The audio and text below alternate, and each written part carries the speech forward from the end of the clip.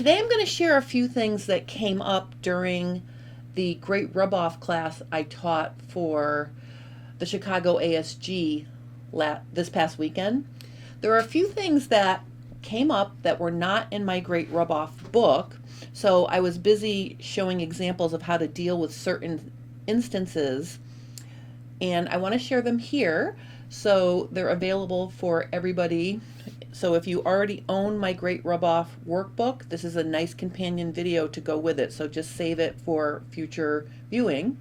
Also, two of these techniques can be used on your paper pattern to add a waist dart or to make room in the bust if you don't have a bust dart, if you need more room or if you want more shaping in a pattern that you have. So you can either use it when you're rubbing off, or you can use it when you're trying to fit your garment and your pattern piece doesn't have waist darts or bust darts. So I'm going to start with the waist dart. So I want to just show you here. This is the completed front bodice with the addition of a waist dart, and it looks like a hot mess, but I'm going to show you step by step so you can see.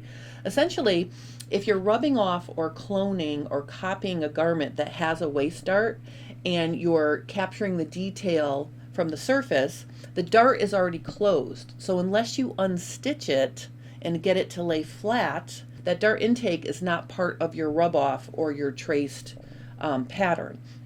So to add a waist dart, this is what you're going to do. And again, let's say you had a garment that didn't have enough ease to put a waist dart, but you wanted to create a vertical line and you wanted to create some shaping. You could also do this method and add it to a paper pattern. So what I'm going to do first is I'm going to mark along my bodice where the smallest part of my shape is at the natural waist, or the smallest part. So let's pretend this is the smallest area. Then I'm going to draw a vertical line from the shoulder to the hem. Now the next step is I'm going to slash my vertical line like this, and you can see it opens, right? I created a hinge at the shoulder, and then I just need a piece of paper to stick in there, so I'm going to just cut this off and turn it over and use it. But basically what you want to do is you want to spread your pattern until it's giving you the amount of dart intake you want for the center of the waist dart at the waist. So I'm just going to put a piece of tape here on the side, and then I'm going to mark, let's say I wanted to make a 1/2 inch dart. So I'm just going to make a dash here. I'm going to make it slightly smaller because I'm working on this tiny pattern, but this is going to be the center of my fisheye dart. And then I'm going to swing it back into position like that, so I've got the right amount, and I'm going to tape that. All right, so I've created room in the pattern for a waist dart, but it's not shaped like a waist dart. So the next step is, I'm going to use a different color here. I'm going to decide how far up I want my waist dart to go. I'm just going to draw a line like this, okay? And then I'm going to just draw my dart legs in, and you can have the dart be, wherever it is that it, whatever length you want. But basically I'm going to draw my waist dart in like this. Oh, and actually I want it to stop at just below the armhole level. So this is going to be kind of short, so I'm just going to do that. And it should be lower than your apex, just like a bust dart. So let's say this is where my waist dart is going to be. To get rid of all of the extra, now the extra is here, see it goes all the way up to here, right? We don't want that extra if that's fitting right. Okay, that's extra. And then we also have all of this extra in here, right? All of this that I'm coloring in is extra fabric that we added. The way you can deal with this is, for the bottom portion, you would measure the amount that you added extra at the hem. In this case, my dart doesn't stop at the hem, so I'm going to go ahead and mark that same amount. And then I'm essentially going to come across where the dart stops And I'm literally going to just do this. And you can see what happens is I'm removing a like amount.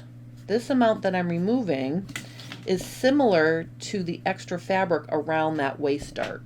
So I'm getting rid of the extra around the waist dart.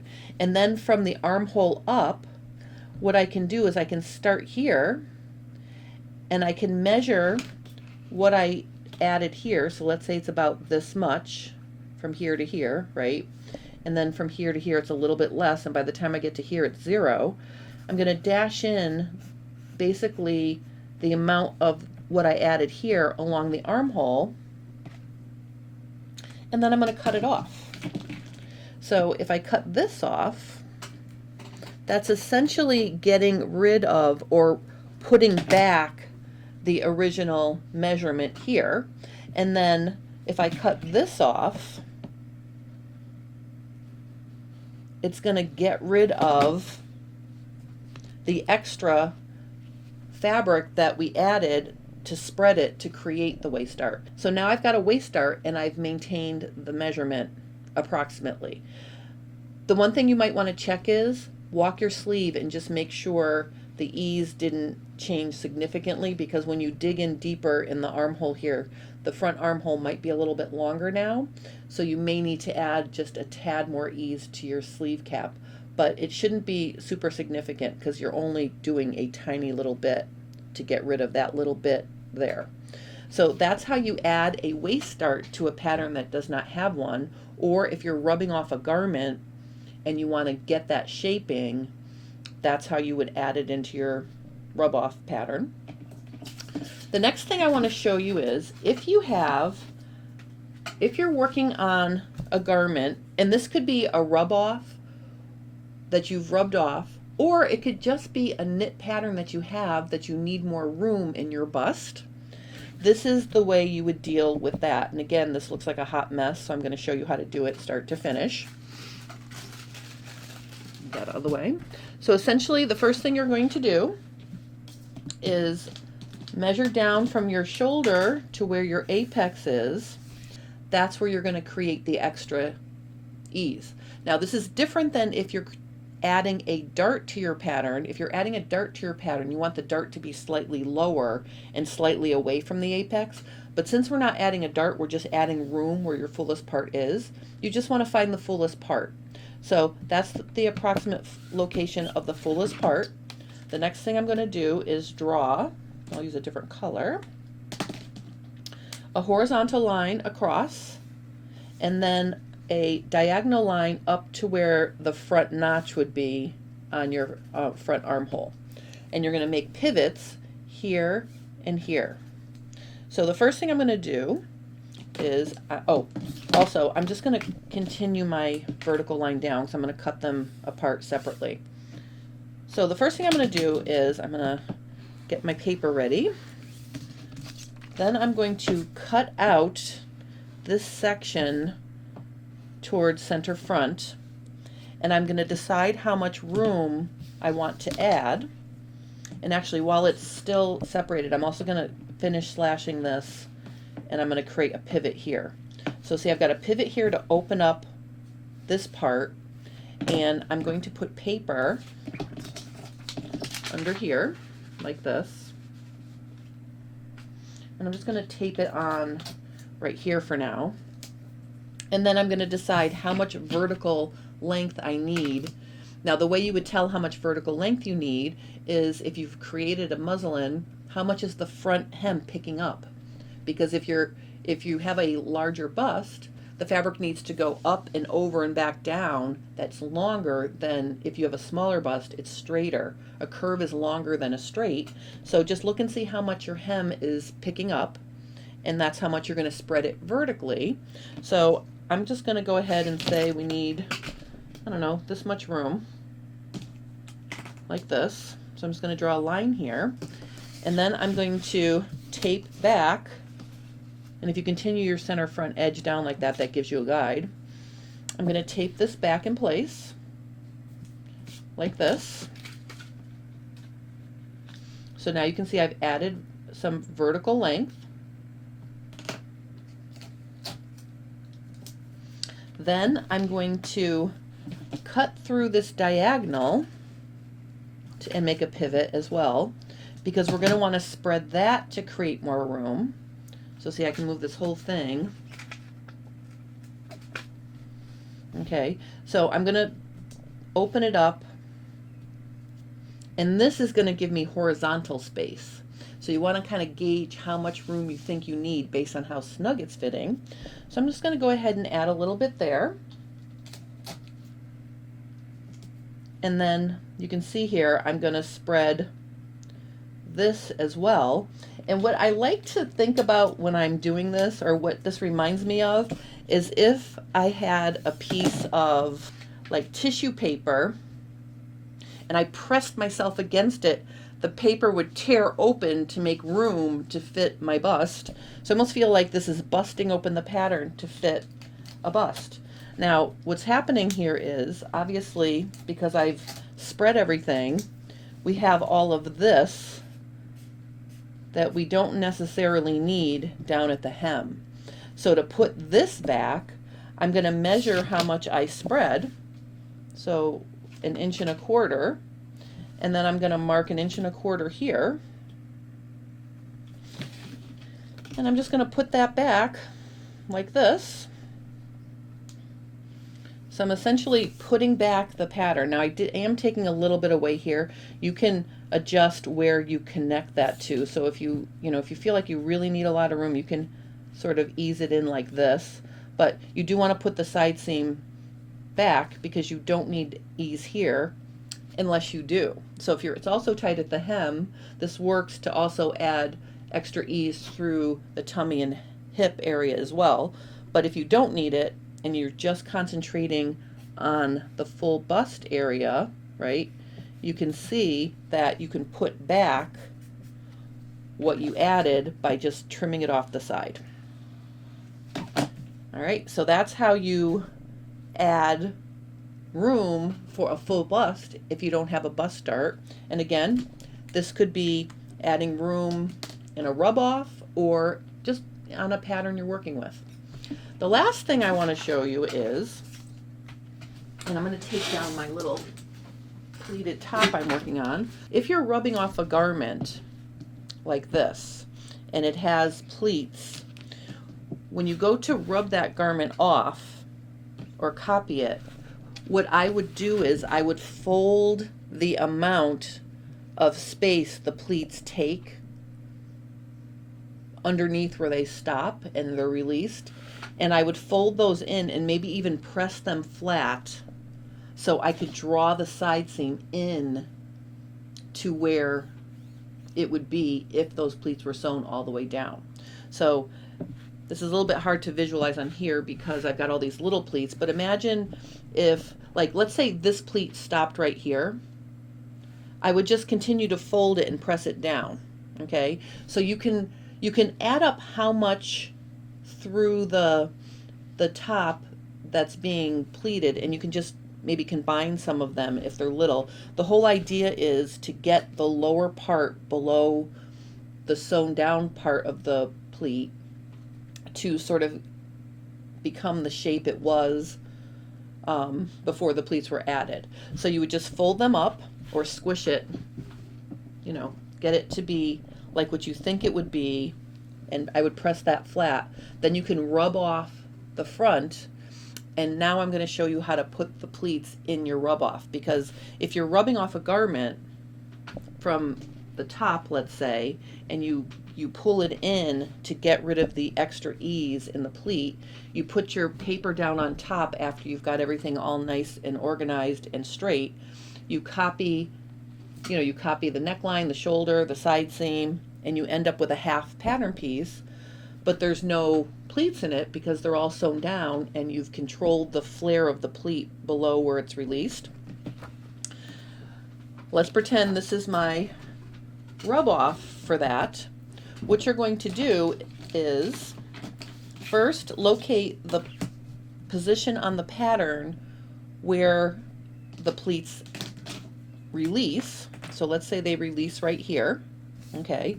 Then what you're going to do is you're going to draw a line, a vertical line for every pleat you want to put in.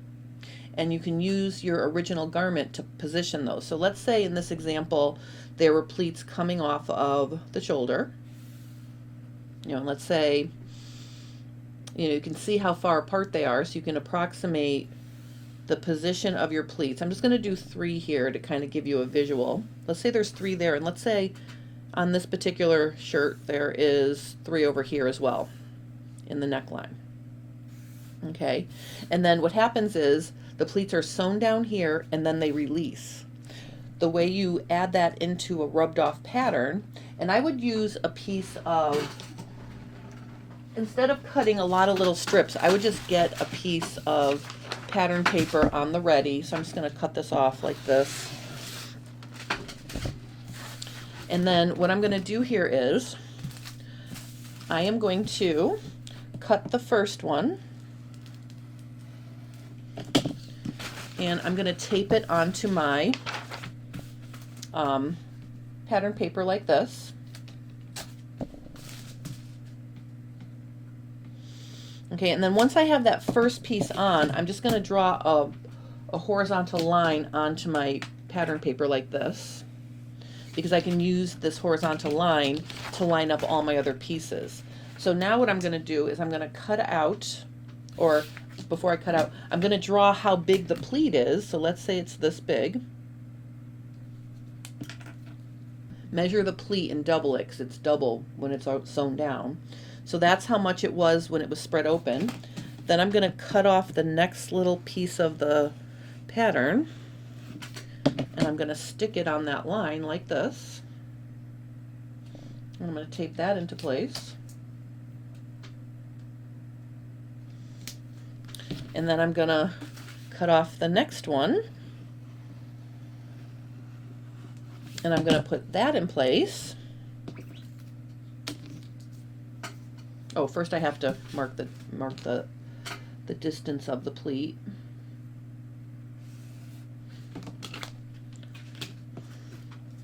All right.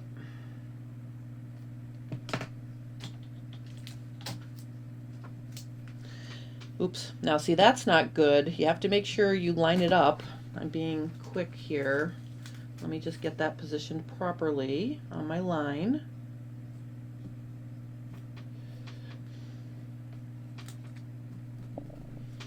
And then I'm going to cut the next one. Now when I cut the next one, this is going to be an exciting one because there's a bunch of space before the next pleat. So let's mark that. And of course, sometimes a garment will have great different widths of pleats. So, measure them and make sure they're not all the same.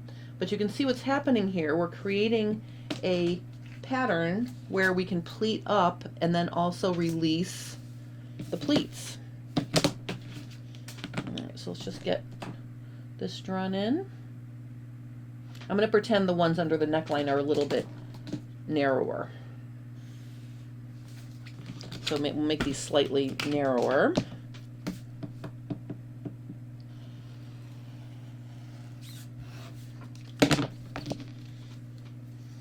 Okay, so see, all we have to pay attention to is that we're lining it up on that horizontal line like this.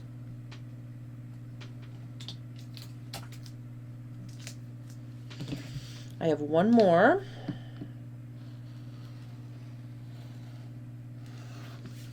Let me just draw my line. Actually, I have 2 more. So my little 1/4 inch on this one.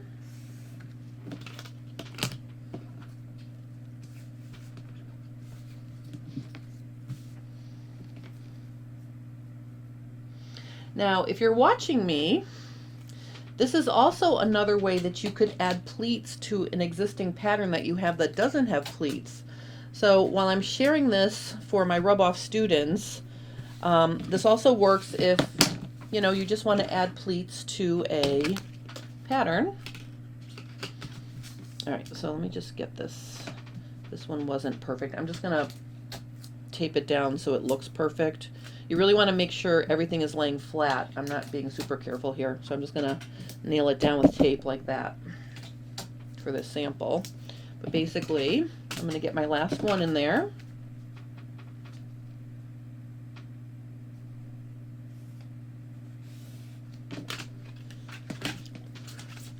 All right. So you can see that I can, just finish my hem by, connecting it like this. And I'm going to, draw my shoulder. And then I'm going to draw my neckline. Okay. So now I have a situation where I can cut this out and I can sew these pleats to here, let them release, and that will give me the look of the thing I'm trying to rub off. Or this is another good way to just add pleats to a bodice that doesn't have one.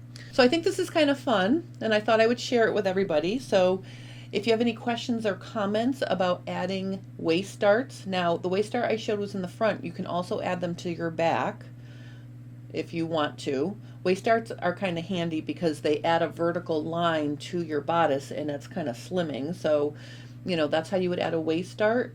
Or if you have questions about adding room for a bust that doesn't have a bust dart, or if you have questions about adding ease to create pleats, and this is just another simple way to do it, please let me know and I will help you. I want to thank everybody for following along with me. If you're enjoying my content, please consider liking and subscribing to my channel because it helps me grow. Thank you guys for watching and have a wonderful rest of your day.